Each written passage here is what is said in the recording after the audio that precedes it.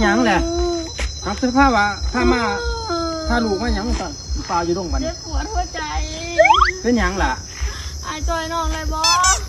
เป็นหยัง จอยน้องไรบอ ขาดเคินอหยังน้อง ขาดเคินได้ยังผัวถิ่ม หัวทิม ลูกก็เป็นกำพร้า โอ้ยแต่สงการเนาะ ผัวไหลออกจากเพื่อน วะ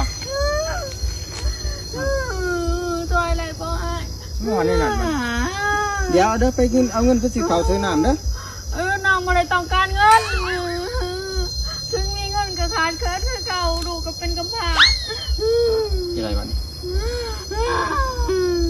โอ้จนเลยขาดหยังบ้านี่ ขาดพ่อของลูก พ่อ จอยไรบออ่านเป็นพ่อของลูกน้องไรบอเราว่าอะไรเสียใจหัวถิ่ม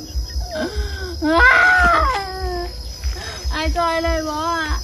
เขาเป็นครอบครัวเดียวกันไรบอน้องมีลูกติดผู้เนื้อจอยบอ ไปไป ไปมือกันลูก